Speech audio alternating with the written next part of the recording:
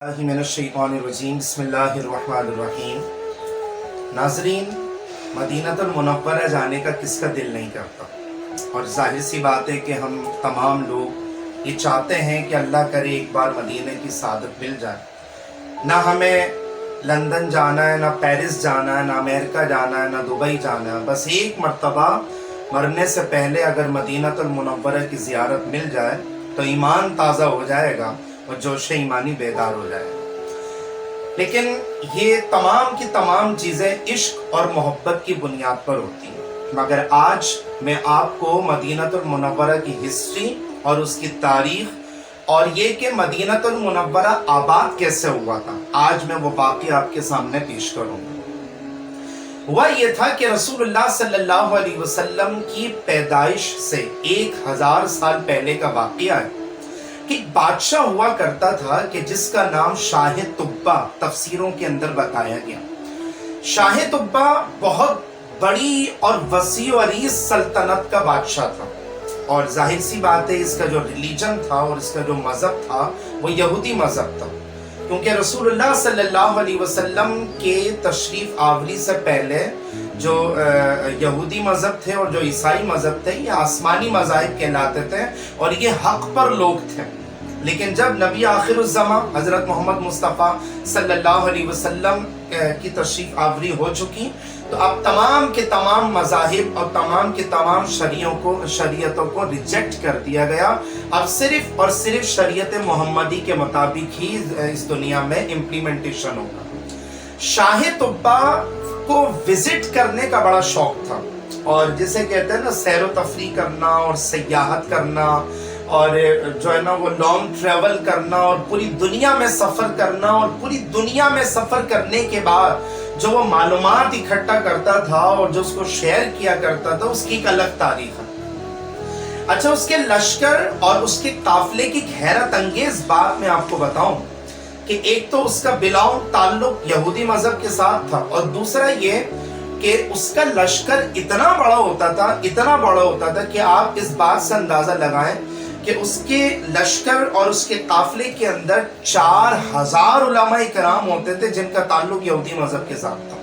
یعنی وہ اپنے ریلیجن، اپنے مذہب کے اوپر اتنا زیادہ کٹر تھا اور اتنا زیادہ پکا ہوا کرتا تھا۔ جو بھی شریعت کے معاملات ہوتے اور جو بھی مذاہب کے معاملات ہوتے تو وہ 4000 علماء کرام سے شیئر کیا کرتا تھا۔ ہوا کچھ یوں جو میں آپ کو مدینہ المنورہ کی ہسٹری بیان کرنا چاہ رہا ہوں کہ ایکچولی مدینہ المنورہ آباد کیسے ہوا۔ سفر کرتے جب اس کا گزر یثرب نامی مقام پر ہوا۔ آپ کو پتا ہے نا کہ یثرب مدینہ المنورہ کا پرانا نام تھا، لیکن رسول اللہ صلی اللہ علیہ وسلم کے مائگریٹ کرنے کے بعد، ہجرت کرنے کے بعد وہ نام تبدیل کر کے مدینہ المنورہ رکھ دیا گیا۔ تو شاہ طبہ پورے اپنے لاؤ لشکر کے ساتھ اور پورے اپنے قافلے کے ساتھ جب مدینہ المنورہ یعنی یثرب نامی مقام پر پہنچا اور وہاں پر اس نے پڑاؤ ڈالا اور وہاں پر کچھ دن رہا، اور پھر وہاں پر جو ہے نا وہ سیر و تفریح کی اور سیاحت کیا اور وزٹنگ کیا، اور ایک لمبا عرصہ وہاں پر اسپینڈ کرنے کے بعد، گزارنے کے بعد جب اس نے پورے قافلے کے اندر یہ اناؤنسمنٹ کی کہ بھائی اب ہمیں رخت سفر باندھنا چاہیے، اب ہمیں یہاں سے جانا چاہیے، کہیں اور جانا چاہیے، یہ دوبارہ اپنی منزل مقصود کی طرف ریٹرن ہونا چاہیے، تو تفسیروں میں آتا ہے کہ 4000 علماء اکرام نے شاہ طبہ کے ساتھ واپس جانے کے لیے منع کر دیا۔ 4000 علماء اکرام ایک سمجھے کہ بڑی جماعت اور ایک ویلیویبل تعداد رکھتی ہے۔ تو شاہ طبہ پریشان ہو گئے کہ بھئی کیا ایشو ہو گیا، کیا مسئلہ ہو گیا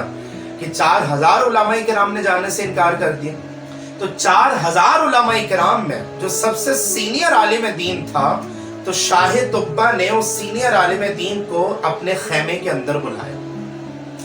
تو ظاہر سی بات ہے جہاں پڑاؤ وغیرہ ڈالا کرتے تھے پرانے زمانے کے جو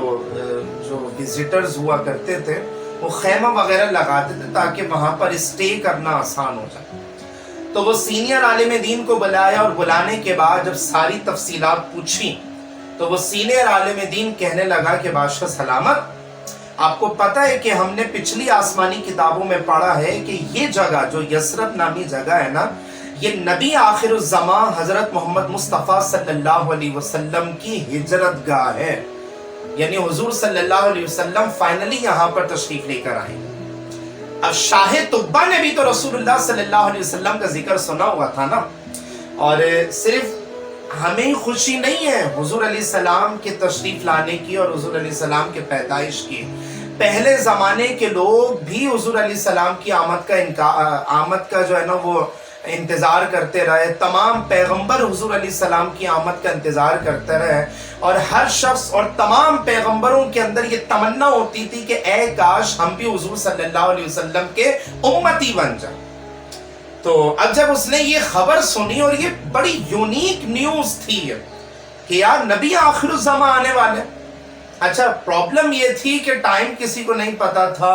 اور جو ہے نا وہ تاریخ کسی کو نہیں پتا تھا، اور وقت کسی کو نہیں پتا تھا کہ کس ٹائم، کس دن، کس لمحے اور کس جو ہے نا وقت میں رسول اللہ صلی اللہ علیہ وسلم وہاں پہ تشریف لے کر آئے۔ شاہ طبہ نے جو ہے نا وہ ارادہ اپنا چینج کیا جانے کے اعتبار سے، اور کہا کہ چلو رکتے ہیں اور ویٹ کرتے ہیں کہ نبی آخر الزمان صلی اللہ علیہ وسلم کب تشریف لاتے ہیں۔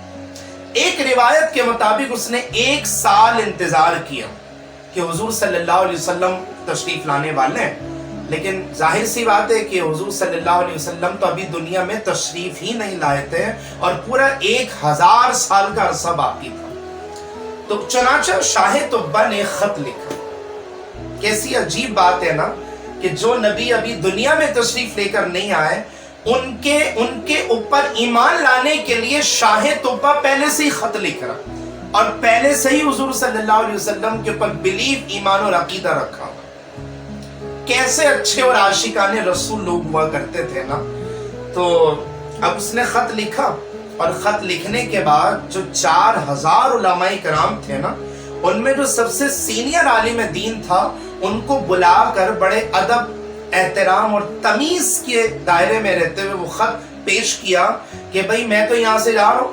اور ظاہر سی بات ہے کہ مجھے امور سلطنت بھی چلانا ہے، مجھے جو ہے نا وہ اپنے جو ہے نا وہ سلطنت کا نظام مجھے چلانا ہے، تو میں تو یہاں سے جا رہا ہوں۔ اگر آپ کی زندگی میں آپ کی ملاقات نبی آخر الزمان حضرت محمد مصطفیٰ صلی اللہ علیہ وسلم کے ساتھ ہو جائے تو میرا یہ خط حضور صلی اللہ علیہ وسلم کو دے دینا، اور اگر ملاقات نہ ہو تو نسل در نسل یہ خط آگے چلاتے رہیں۔ آپ حیران ہوں گے سن کے کہ 4000 علماء کرام کہ جنہوں نے واپس جانے سے انکار کیا تھا، شاہ طبہ نے ان کے لیے یثرب نامی مقام پر 4000 مکانات تعمیر کر،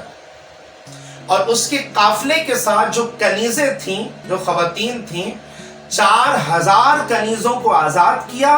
تاکہ ان 4000 کنیزوں کا نکاح ان 4000 علماء کرام کے ساتھ کیا جائے، تاکہ ان کی نسل آگے چلتی۔ یثرب نامی مقام پہ جو ہے نا وہ تمام زندگی کی جو سہولیات اور فیسلٹی اور جتنی بھی جو چیزیں ہوتی ہیں جو زندگی گزارنے کے لیے انسان کو ضرورت کے طور پر پیش آتی ہیں، اس نے وہ تمام کی تمام چیزیں اویلیبل کروائیں۔ اس نے پھل فروٹ کے درخت لگوائے، اس نے کاشتکاریاں کروائیں، اس نے سبزیوں کے جو ہے نا وہ درخت لگوائے۔ غرض زندگی کے گزارنے کے لیے جتنی مطلب کمپلسری چیزیں ہوتی ہیں، شاہ طبہ نے وہ یثرب نامی مقام پر جو تمام کی تمام چیزیں اویلیبل کروائی۔ اس سے پتہ یہ چلا کہ مدینہ المنورہ اصل میں 1000 سال پہلے یہودیوں نے آباد کیا تھا، اور میں آپ کو بتا دوں کس نیت سے آباد کیا تھا۔ وہاں رہنے کے لیے؟ کیا وہ جگہ بہت خوبصورت تھی اس وجہ سے؟ نہیں، بلکہ حضور صلی اللہ علیہ وسلم تشریف لانے والے ہیں، تو وہ 4000 یہودی حضور صلی اللہ علیہ وسلم کے انتظار میں وہاں پر آپ نے زندگی گزاری۔ تو اب نسل آگے چلتی رہی، شاہ طبہ وہاں سے رخت سفر اس نے باندھ لیا، اور لیجئے 1000 سال کا عرصہ گزر گیا۔ حضور صلی اللہ علیہ وسلم مکہ ٹو مدینہ مائگریٹ کر رہے ہیں، ہجرت کر رہے ہیں، اور ہر صحابی رسول یہ چاہتا ہے کہ حضور صلی اللہ علیہ وسلم میرے گھر میں اسٹے کریں، میرے گھر میں رکیں۔ تو میرے آقا صلی اللہ علیہ وسلم थोड़ी ना किसी का दिल तोड़ना चाहते थे, क्योंकि ये भी हो सकता था कि अगर हुजूर सल्लल्लाहु अलैहि वसल्लम किसी के दिल में, किसी के घर में अगर रुकते तो हो सकता है किसी के दूसरे के दिल में एहसास कमतरी पैदा होती। इसलिए मेरे आका सल्लल्लाहु अलैहि वसल्लम अपनी मुबारक ऊँटनी से उतरते हैं और उतरने के बाद इरशाद फरमाते हैं कि हम फैसला नहीं करेंगे, हमारी ऊँटनी को अल्लाह ने मामूर कर दिया, मतलब अल्लाह ने हुक्म दे दिया ये जिसके मकान पे जाके बैठेगी तो हम उसके मकान में जाकर स्टे करेंगे। नाजरीन, ये कोई समझे कि जो है ना महज इत्तेफाक नहीं है। कितनी कोशिशें नहीं की गई होंगी ना कि ऊँटनी को हमारी तरफ बुलाया जाए, कि ऊँटनी जिस सहाबी रसूल के मकान के पास बैठेगी तो हुजूर सल्लल्लाहु अलैहि वसल्लम उनके मकान के पास स्टे करेंगे और मेहमान बनेंगे। कितनी बड़ी सादत की बात है। तो अब ऊँटनी को सब बुला रहे, जो इशारे और जो किनाए और जो तौर तरीका उस जमाने का कल्चर था ऊँटों को बुलाने का, ऊँटनियों को बुलाने का, मगर जाहिर सी बात है कि ऊँटनी तो मिन जानिबिल्लाह मामूर थी, अल्लाह का हुक्म था कि भाई किसके मकान पर बैठना है। ऊँटनी घूमती रही और घूमते घूमते हुजूर सल्लल्लाहु अलैहि वसल्लम के एक सहाबी रसूल है हजरत अबू अय्यूब अंसारी रदियल्लाहु ताला अन्हो, उनके मकान के पास जाकर के बैठ गए। रसूलुल्लाह सल्लल्लाहु अलैहि वसल्लम चूंकि इंसाफ पर मबनी फैसला था, इसलिए किसी ने जो है ना वो कोई सवाल नहीं किया, और हुजूर सल्लल्लाहु अलैहि वसल्लम हजरत अबू अय्यूब अंसारी रदियल्लाहु ताला अन्हो के मकान पर आप मेहमान की हैसियत से तशरीफ लेकर जाते। नाज़रीन, ये कोई महज इत्तेफाक नहीं है, मैं ये दूसरी मर्तबा रिपीट कर रहा हूँ कि ऊँटनी ऐसी बैठ गई और ऐसी चले गई और ऐसी घूम रही थी और ऐसी महज इत्तेफाकन जो है ना वो बेचारी थक गई होगी और हजरत अबू अय्यूब अंसारी रज़ियल्लाहु ताला के मकान के पास जाकर के बैठ गई। नाज़रीन, अगला जो जुमला मैं आपको कहने वाला हूँ ना वो दिल के कानों से सुनिएगा, और अगर आप ये मेरा लेक्चर अभी सुन रहे तो सुभान अल्लाह से अपनी ज़बानों को तर रखिएगा कि हजरत अबू अय्यूब अंसारी रज़ियल्लाहु ताला अन्हु के पास वो शाहे तुब्बा का खत मौजूद था जो नस्ल दर नस्ल वो सीनियर आलिम दीन की औलादों के पास से चलता हुआ आ रहा था। यानी महज इत्तेफाक नहीं था ये कोई जो है ना वो समझे कि जो है ना वो इत्तेफाकी वाकया नहीं था। ये ऊँटनी मिन जानिबिल्लाह मामूर थी, अल्लाह का हुक्म था ये। तो अब जब वहां पर पहुंचे और हुजूर सल्लल्लाहु अलैहि वसल्लम वहां पे तशरीफ फरमा हुए, हजरत अबू अय्यूब अंसारी रज़ियल्लाहु ताला अन्हु ने वो 1000 साल पुराना शाहे तुब्बा का खत हुजूर सल्लल्लाहु अलैहि वसल्लम की खिदमत में पेश कर। अब वो जो खत जाहिर से मिला, जाहिर सी बात है जो मिला, जो हजरत अबू अय्यूब अंसारी रज़ियल्लाहु ताला अन्हु वो उसी सीनियर आलिम दीन की औलादों में से थे ना, जो जिनका शाहे तुब्बा का जो खत था नस्ल दर नस्ल चलता हुआ आ रहा। ये महज इत्तेफाक की बात नहीं है, ये सब अल्लाह ताला की तरफ से हुआ जो अल्लाह ने तकदीर में लिखा था। जब वो खत पेश किया गया तो हुजूर सल्लल्लाहु अलैहि वसल्लम ने वो खत लिया और हजरत अली रज़ियल्लाहु ताला अन्हु को वो खत दिया, और हजरत अली रज़ियल्लाहु ताला अन्हु ने वो खत बाआवाज़े बुलंद पढ़ के सुनाया। नाज़रीन, खत के अंदर मजमून क्या तहरीर था, कभी वक्त मिले तो ये आयत है अहुम खैरुन अम कौम तुब्बा, कि तुम बेहतर हो या तुब्बा की कौम बेहतर है। इस आयत के तहत तमाम मुफस्सिरीन ने यह वाक़या मुख्तलिफ अंदाज से लिखा। खत के अंदर मजमून क्या तहरीर था, अल्लाह अकबर। शाहे तुब्बा ने जो खत लिखा था उसमें लिखा कि अस्सलातु वस्सलामु अलैका या सय्यदी या रसूल अल्लाह, जो भी उसके अल्फाज थे मुख्तलिफ तफसीरों में मुख्तलिफ अल्फाज कि ए आखिरी नबी आपके ऊपर सलात व सलाम हो, ए अल्लाह के रसूल आपके ऊपर सलात व सलाम हो, ए मोहम्मद सल्लल्लाहु अलैहि वसल्लम आपके ऊपर सलात व सलाम हो। इससे पता ये चला कि प्यारे मुस्तफ़ा सल्लल्लाहु अलैहि वसल्लम के ऊपर सलात व सलाम पहले दौर से ही वो शाकान रसूल पढ़ते हुए आ रहे। और आखिर में जो मजमून लिखा हुआ था ना नाजरीन, उसको सुनकर या जब मैं ये समझे कि जब मैं उसको तफसीर में मुताल्ला कर रहा था तो मेरा इश्क, मेरी मोहब्बत मेरे नबी से और ज्यादा बढ़ रही थी। और वो शाहे तुब्बा कहने लगा खत के अंदर